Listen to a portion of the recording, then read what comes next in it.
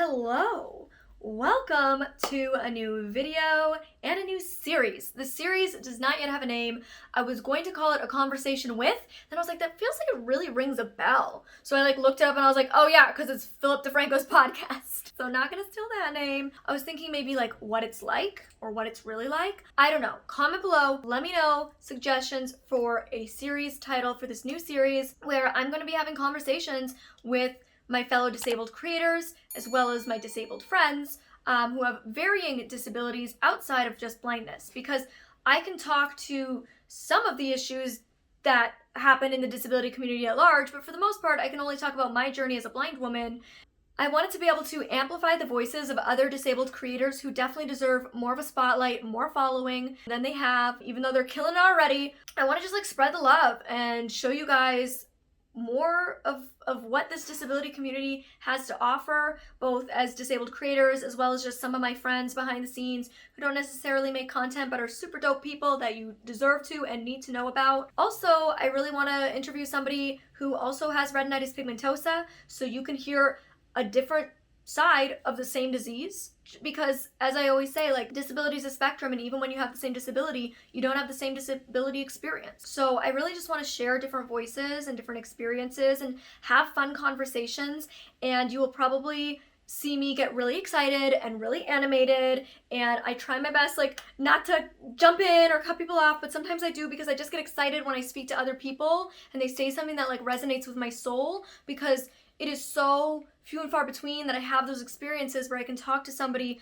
about a really real challenge or thought or feeling I have as a disabled person that actually echoes those same feelings. That might happen, and I'm sorry, I really do try my best, but just know it's coming from a place of just joy and authenticity and excitement and passion, but I will try my best. But yeah, I'm really excited about this series. I have some really exciting guests lined up over the next few months, but I'm always open to your suggestions. After I go through all of my friends and my fellow creators that I'm excited to talk to, I'm definitely considering opening this series up to subscribers who have varying degrees of disability or live disability experiences, who have unique stories. I think that would be fun to get to actually Zoom with one of you guys. And of course, this whole series is virtual. This wouldn't be happening without COVID, really, because before, all my videos, I felt they needed to be an in-person collab.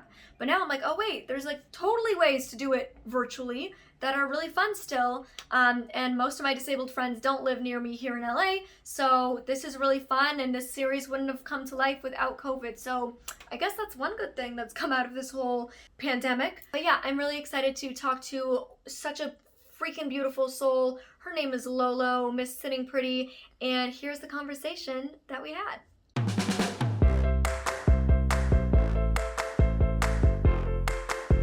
Oh my God, hello, Miss Lolo. Hello there, how are you? I am so excited we're finally doing this. You and I have known each other since 2016?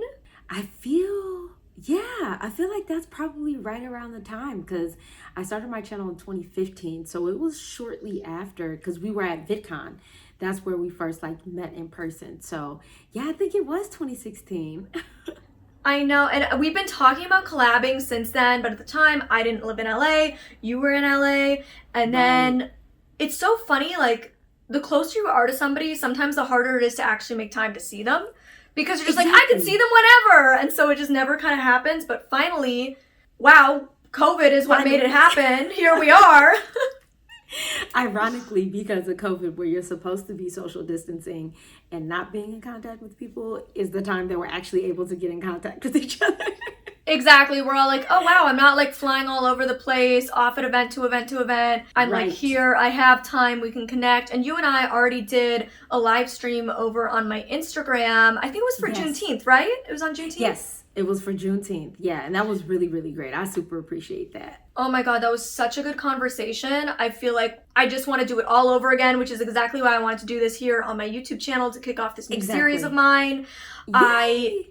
It was just such a good conversation. And if any of you guys want to see that, you can head over to my Instagram at MellyBurkeOfficial, because I uploaded it as an IGTV. So you can see, I think we talked for an hour straight. So you can go watch that full conversation, because we can't recreate it. It was magical. It was such a good talk. Exactly. So I hope this can even scratch the surface of how great that was, because really this new series, I just want to help amplify voices that I can't speak to. You know, like, yes, I can speak about blindness and I can speak generally around disability, but there's so much more to that. You can speak to the intersectionality of being a Black disabled woman. That's something that I cannot speak to.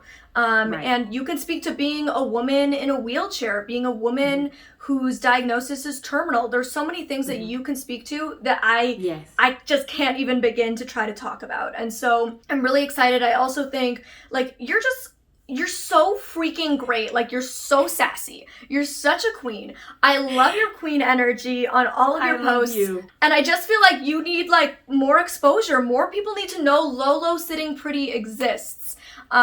Because we need people like you. And so I want my audience to get to know you. So given that, can you give, like, just like the who is Lolo? Give us the rundown. Ooh, girl, well, you know, that could take a minute. No, I'm just playing.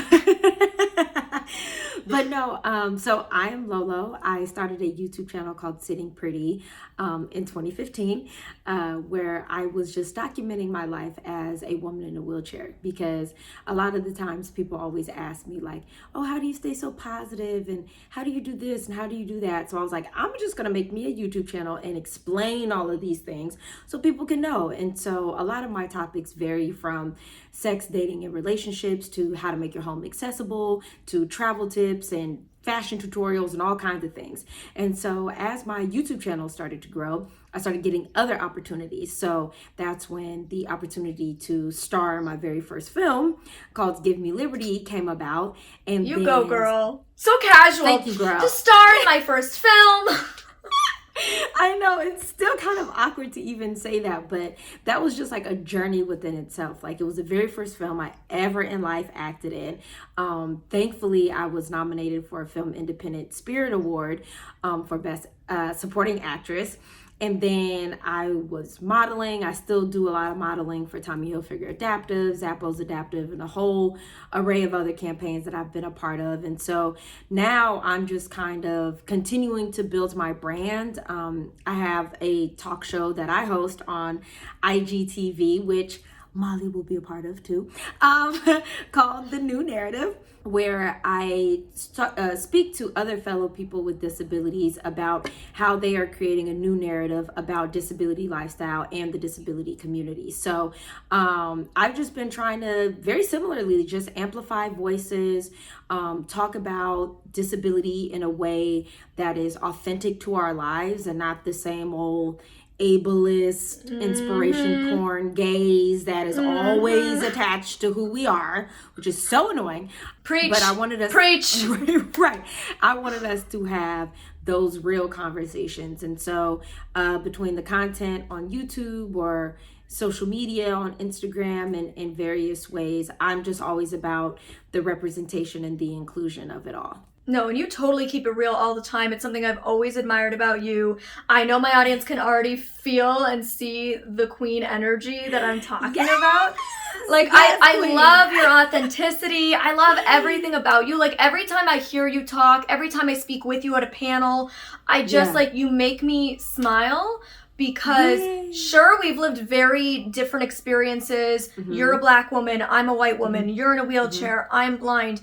But despite that, there's so many things that you say that I'm just like, yes, that resonates. And more people need to hear it, because I know in my journey as a disabled YouTuber, like, sometimes I've felt, particularly at the beginning when our community was so much smaller, it truly was just like you, me, and a few other people. Like, I was really like, I felt so alone in it, you know? Like, it felt so 100%. Lonely. And so I love seeing our community grow bigger and bigger. It makes me so excited. And it's cool to think that, like, at the beginning, back in like 2016, you know, it was me and you and like a couple other people like James Rath and Tommy Edison and Ricky Pointer, like talking about disability on these panels. And it was just like, it was just such this small, tight-knit group of us. And I'm so glad that you've been in this with me since the beginning. Absolutely. Absolutely. We've been in it, girl, like, with so many different events and so many different opportunities to speak to more and more people. And you're absolutely right. At the beginning, it really was just a handful of us. Like, going to the same things, talking about the same things, but now to see how big the community has grown, especially like on YouTube and social media, has really, really been super dope to witness. Like, for sure. I'm seeing like on TikTok, Instagram, YouTube, like every day I'm learning about more new disabled creators that I hadn't heard of yet. And it's so exciting to see, because even somebody else, and in the series, I want to have a conversation with somebody else who has the same disease as me, because even when you have the same disease, right, it's so different, and that's what's challenging about disability, and that's why it's so important to have as many voices speaking to their experiences as possible, because it doesn't matter if you have the exact same disability, the experience will be entirely different.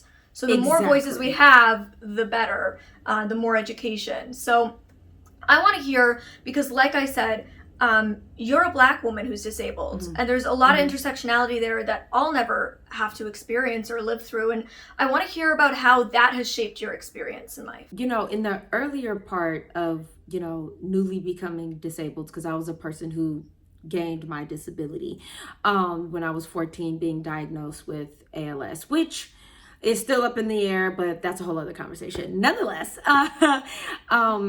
you know, growing up in my hometown of Stockton, California, you know, being a Black woman and being in my community, I never really felt different. I never really experienced anything that was unique to, you know, being Black necessarily, as far as any level of discrimination or anything like that in Stockton, because Stockton is a melting pot of so many different races of people and so many ethnicities.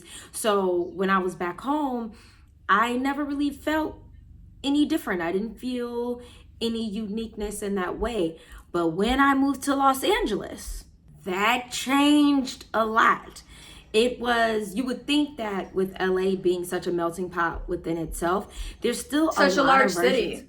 It's such a large city, and there's so much division still, especially within the entertainment industry. So as I was starting to grow my brand, that's when I kind of started to notice when, you know, certain people would get opportunities that maybe I wouldn't get, or some people would kind of be hesitant because of my authenticity, because of how I spoke and the way that I spoke.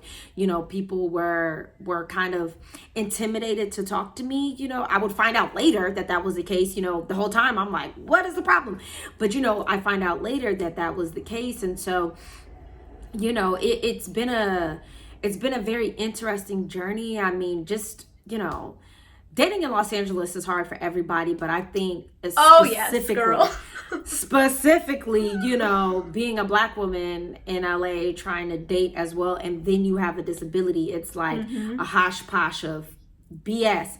But yeah, so I mean, I can't say that there isn't anything that has been blatantly and overtly done in my face, because I am a Black woman with a disability. However, I do see the landscape of things, and I know I'm on the same playing field as a lot of other people, and yet those opportunities aren't given to me in the same way that I've seen other people grow and that kind of thing.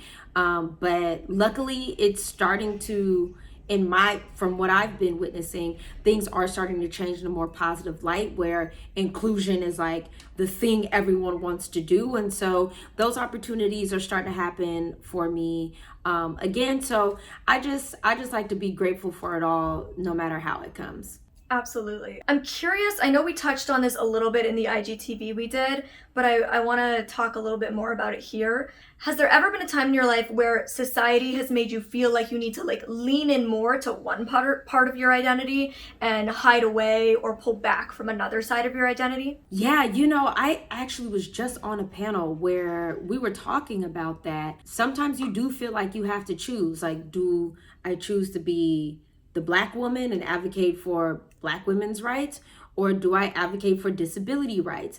You know, if I do it all, am I doing too much? Is it, you know, and so I would definitely say sometimes society, certain situations, it does feel like, you know, I have to lean into one more than the other, depending on the topic at hand or the situation at hand. I think that's the thing that I wanted to be sure, even when I started my channel, regardless of whether I'm advocating for disability or being a Black woman, that all of the content that I created was going to involve all of it all at one time. That's why being my most authentic self was an actual goal of mine. Because when I started my YouTube channel, I tried to be PC. I tried to be like super, let me make sure I can't imagine PC Lolo. Oh, girl. She's there, girl. So That's not you. Trying to, it's not. It really, really is not. And so I just told myself that at the end of the day, no matter how big this YouTube channel may get or where it may lead me, at least people will always know that I was myself. And so I think ultimately that's what I try to do. So if I am advocating for my Blackness, one day you're going to know that I'm a disabled Black woman. If I'm advocating for disability, you're going to know I'm a Black woman with a disability. No matter how it shows up or whatever the case may be, you're always going to know based on what I'm saying or what I'm talking about or just the actual, content that I'm creating.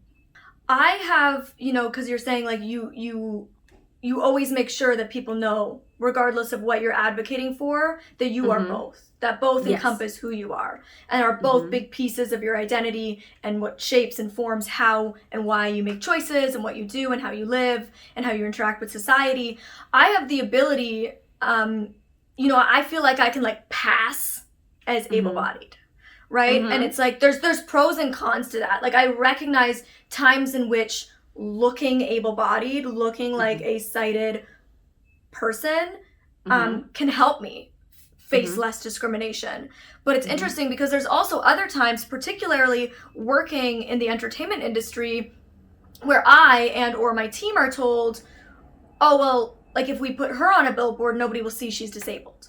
Nobody will see she's a minority. Nobody will see the oppression because she just looks like a cute little white girl. Like, I look like cute, able-bodied white girl. I don't have there's no token. They can't use me for tokenism, basically. And it's like really disheartening when I lose opportunities because especially, there's been a number of times where I've lost roles. I've been down to top 2 for like lead roles in popular TV shows or movies for a blind character. And I've lost it to an able-bodied woman. And it's frustrating because I'm like, it's down to top 2. So I'm clearly talented enough for the role. Or I wouldn't be at top 2. I wouldn't be at the final audition.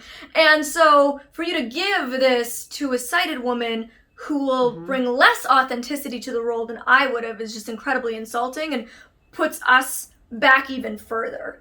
And so I'm curious to hear, for you, you're always going to be a Black woman. You're always going to be in a wheelchair, right? So you actually don't have the privilege of like sometimes walking away from discrimination. And so I'm curious, like on the flip side, how that affects you. Yeah, I actually, in a very interesting way, experienced that very similarly as well. I've been on set of a photo shoot before, and very similar to you, I do use a wheelchair. However, my body isn't, how do I explain? My body does sometimes look like I'm just an able-bodied person sitting in a wheelchair. So for me, I've been on set for a photo shoot where the actual director of the photo shoot would lean to somebody and be like, hey, can you ask her not to pose like that? Because it kind of doesn't make her look, like disabled enough, and it's just like, really? Like, there's also a range of ambulatory wheelchair users. I was just going to say. Exactly, there's plenty of people who use wheelchairs who don't need it all the time, who aren't fully paralyzed, Exactly. One of my friends always sits in her wheelchair cross-legged because that's just the most comfortable for her, and she has the ability to move her legs. She just can't stand up because her bones break. And so she can't bear weight or her bones will break, but she can move her limbs. And so that's what's most comfortable for her all day is to sit cross-legged. And people always give her looks because that's just not the idea we see. That's not what we've been shown. We're told being deaf is not being able to hear. Being blind is blackness. Being in a wheelchair is not being able to feel or move. And that's why we need these authentic voices showing that there's such a wide spectrum, such a wide variety, and there are actually many people in wheelchairs who can walk. And that doesn't make them any less disabled. It doesn't make them less needy of their wheelchair when they use it. It just means sometimes they need it and sometimes they don't. And both are equally valid. Exactly, because what a lot of people don't understand is that a wheelchair is a mobility device. It's not necessarily like only these people get a wheelchair. You know what I mean? So it's designed to help those who may need it all the time and those who may need it some of the times, because at the end of the day, it is a mobility device. So there is that spectrum of ambulatory wheelchair users and then people who need it all the time. Either way, exactly like you said, it does not make anyone less disabled or them not knowing what's going on in the world. Like, it is what it is. We're all a part of this community. So, you know, I've definitely experienced that, and very similar to you. Like, I know that sometimes, you know, people will try to use me kind of as the token Black girl with a disability. You know what I mean?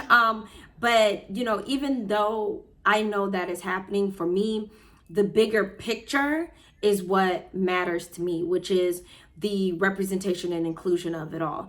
And that I am still doing my part in sharing other people's stories, letting other people know that people with disabilities exist in a varying amount of ways.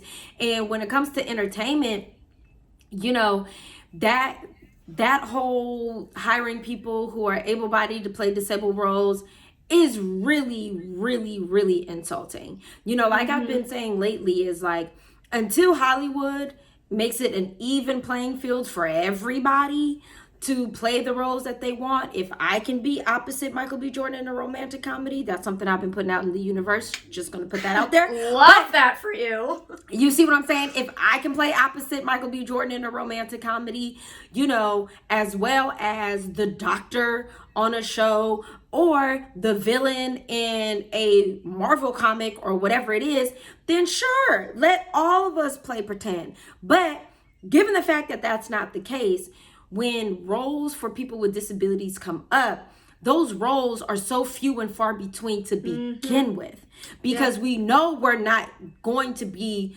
casted in traditional roles anyway. So when those very few roles there's already come such up, a slim opportunity. So like, give it to the people who can play it at least authentically. Exactly. They still don't give it to us. And that's the part that makes it very insulting and just not cool at the end of the day, because I think a lot of people may assume that working with talent with disabilities in entertainment might require so much more needs and so much more having to fix up the set and do all of these things, when it's just like, yeah, but if talent wants all green M&Ms, you're going to make that happen for them. So if I'm just asking for an accessible ramp to get on set, I don't see what the problem is. So I think it's just one of those things that the entertainment industry has to learn and uncondition themselves from their natural able-bodied discrimination that they put out against others. And, you know, and things will turn for the better for sure. And I have been slowly but surely seeing people really, really make sure they're casting authentically for people with disabilities. But I know there's still a ways to go. I want to know, because again, like, I speak on my channel and on my platforms about things that discrimination that I face as a guide dog user, and ways in which I feel like accessibility needs to change for blind people. So I'm curious, can you shed some light or share like maybe top 3 things that you find really frustrating about environmental design, or just like that you feel we need to change our views on around women in wheelchairs, around accessibility for wheelchair users? I just want to hear kind of like your top 3 frustrations as a woman in a wheelchair. Woo! Girl, can I narrow it down? I know, loaded question. There's so many. I know, I'm sure there's so many, because I know if somebody asks me, I'm like, where do I begin? You know what? I would definitely say one of the things, and these aren't in any particular order as far as importance. However, I would definitely say one of the things, hold on, my AirPods are starting to fall out. Okay. One of the things would be environmental accessibility, like ramps, handlebars in the big stalls. Don't use the big stall unless you are a person with a disability and has some level of accessible equipment with you. Dressing rooms in clothing stores when we are actually able to like try on clothes again, but dressing rooms, or even being in any store, grocery store, clothing store, having enough space for us to be able to navigate in general, being able to get in and out of any place we want to go that is a public establishment. Like, that's just, that would definitely be a number one thing. Wait, I'm curious. Because I also use the accessible stalls, both in stores for changing rooms and in bathrooms, because I have a 95-pound dog with me who doesn't fit in the normal stalls. And I don't know if this has ever happened to you, but I've had a number of times at clothing stores where I've requested the accessible stall, and they go, "Oh, sorry, we're using it for storage right now." And I'm like, girl, all the time. Are you kidding me? You're storing your boxes in the one place you have for us to change? Yeah, they do it all the time. And it's just literally one of the most disrespectful things ever. It's like, really? Yep. Like, oh, really, we didn't expect somebody with a disability to actually come into our store and need that space. Exactly. And that's part of the problem. That is part of the problem, is there's this assumption that people with disabilities don't exist in the world, and they for damn sure aren't existing in a way that's fun and exciting like everyone else is. They're enjoying life, that's for sure. Exactly. Like, they definitely don't expect that, let alone, wait, you actually want to try clothes on in our store? Wait, you wear clothes that are fashionable? What? Like, all of that kind of stuff. So that's definitely one of the other issues too, is this assumption that people with disabilities are always in the house, they never want to go outside, they don't care about their appearance, that they're so depressed and mad at the world because of the situations that, they are in, or wherever their body, is at. And that's not the case. So that would definitely be a second thing, is like really changing the mindset and the perception about people with disabilities. And then, kind of second tier under that is lessening the intimidation in interacting with people with disabilities. And there no longer being some level of fear or I guess intimidation is the best word, where it's like, I don't know if I could talk to them, and I don't know if I should say hi, and yeah. I don't want to say the wrong thing. I don't want to do the wrong thing. I don't want to say the wrong thing. I don't want to do the wrong thing. Or I want to say hi, but I don't know how to say hi without bringing up their disability. Like, just say hi. You know what I mean? So that would definitely be a thing. And I would definitely say one of the big umbrella things that I would really, really love to, change is the whole structure of SSI and IHSS. So SSI is Social Security, where people with disabilities do get a certain amount of supplemental income because they are people with disabilities, so that way they can have a level of income for themselves. However, the amount of money you get is so low, no matter what state you're in. I would get it if it was like comparable to the state that you're living in, but it's, countrywide. And it is so low that it's like, there's no way people with disabilities would be able to live independently off of this money. Absolutely. And then IHSS is in-home supportive services, where you can, hire a caregiver to come and help you if you don't have a family member or friend to do it for you. And even with that, if you make a certain amount of money, they'll take your benefits away. They cut off. So it doesn't encourage you to save for your future, so you can at some point be financially secure, invest in a home, anything, or get out of your mama's house. It doesn't give you any level of independence. And so So then it's like, I can work really hard. Hopefully I can get a job as a disabled person because... Let's start there. You know, we're disproportionately unemployed. So hopefully you can get a job. And then you're working really hard and then spending all of your money on just services to help you in your home to function and to get by and to do the things you need to do. Exactly. And a lot of times the money that they give you isn't even enough for rent anywhere. So it's especially in a city like Los Angeles where we live, it is hella expensive to live here. Oh my gosh, it's insane to live out here. But there's no way to increase it, and if you do make more money, they're going to take it away, or you'll get penalized, so you're going to have to pay it back if you were working and didn't report it. Like, so there's so many things wrong with the whole system of SSI and IHSS as far as it being a service that should turn from, oh, let's just give these people some money so they can just like barely live because they're no good to society anyways, and changing it from that to let's help these people become independent and live their lives, because we can see that it is way more challenging for them to live the same independent lives that we will, because people don't understand that confidence adds to people's well-being of their life, their quality of life. So if you're only making so much because you can't get a job, you have a disability, hello, your confidence is going to be shot. And it's amazing what you can accomplish when you feel confident. Like when you feel good about yourself inside and out, you are going to go on and be a far stronger, more capable leader, be more successful in all aspects, relationships, friendships, jobs.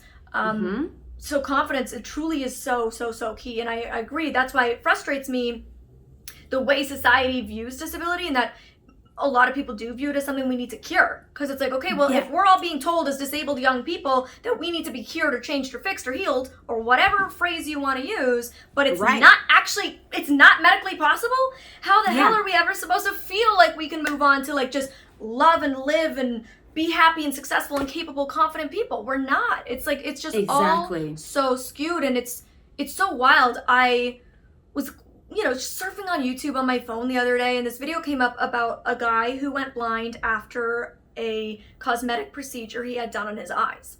And I just scrolled down to the comments, and the number one top comment with almost 9,000 thumbs up was, if I went blind, I'd kill myself. And there was over 80 replies. And I was like, wow, okay. Wow. Almost 9,000 people have thumbs this up. There's 82 responses, and I started reading through, and my boyfriend, who's also blind, was sitting there with me, and we're both successful, happy, confident people who are blind, living our best lives, and we're reading these comments, and all of these comments are like, oh my god, absolutely, like very graphic. I'd put a gun to my head if I lost my vision. It's not worth living. Life would be meaningless. Life would be worthless. And one of the comments was almost even more disturbing, and that was, I would spend the rest of my life in jail with sight than be free but be blind. Wow. And so that person is willing to give up everything in life to sit in a cell alone but see it, than to be free with everything, your loved ones,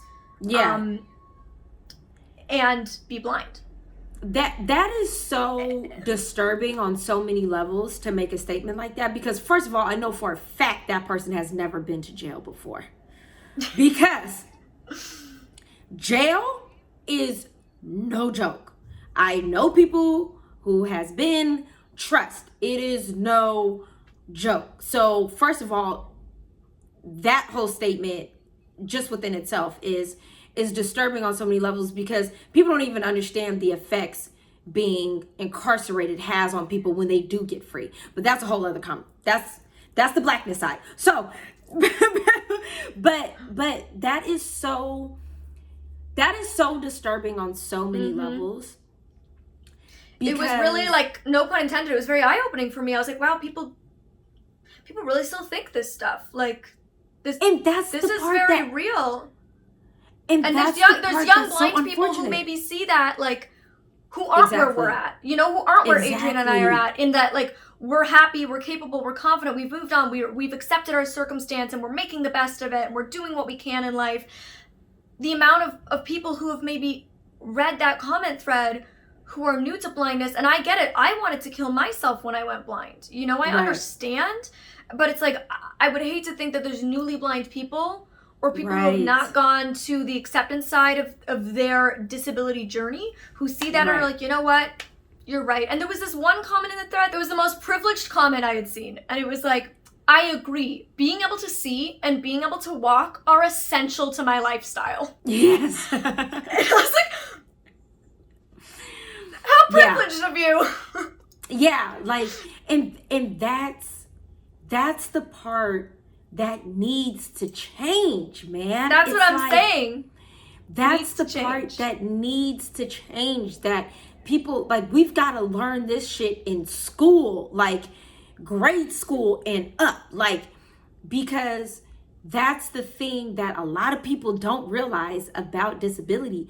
Disability is the only thing in life that every single person, no matter who you are, where you are, money, whatever, will experience disability within their lifetime. Every single person, no matter if you're dumbass old, or something happens in a car accident, or you pop your knee out of socket. Like, it doesn't matter what it may be, there will be experienced disability throughout your life.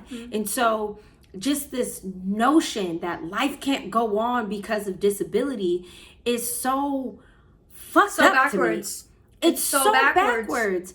It is so backwards because, and it's so wrong because there's so many people who are living their best lives with the disability. Every time I talk to somebody new on the new narrative, everyone that has accepted their disability has said that, one, excelled, but has also said that their disability is what makes them great. It's what they love about their life. It is all of these things. So it's like, and that's the part that I get concerned about too, is people who are new to disability, or people who may have been born with the disability and have struggled all of their lives trying to find a level of acceptance. They see that able-bodied perspective and it's just like, sir, talking about going to jail, you better be careful. You better be very careful because you want to go to jail. Sorry. Oh, no. So I just love talking to you because you're like a breath of fresh air. And like this, because thank you. And I was scrolling through these comments and I started as like, oh, this is so funny. And then it got like, wow, this is really disturbing. This is really dark. This is really heavy. This is really painful to think that this is really how people view us. Because it isn't just about blindness. It truly is about disability in general. That's the way people view it. And you're right. Like, the disability community is the only minority community that anybody can join at any point in their life. Yes. And so it really is at everybody's best interest that we like work together to change the way we view it, to make the world more accessible.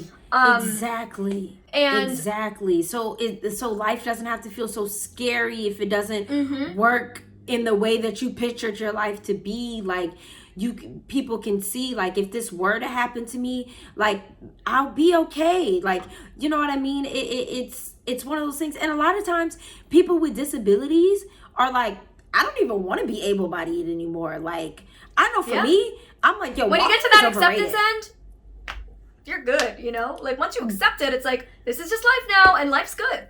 Exactly.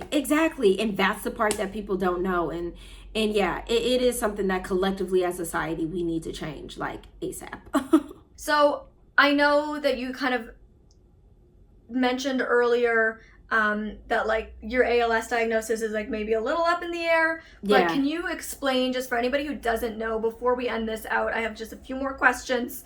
Okay. I want to know, can you give like a brief kind of rundown of what ALS is? Fun fact, my first YouTube video ever was the ALS Ice Bucket Challenge. Really? Hilarious. That was my first YouTube video ever. I love it. Well, ALS is, hold on, my AirPods again. Okay.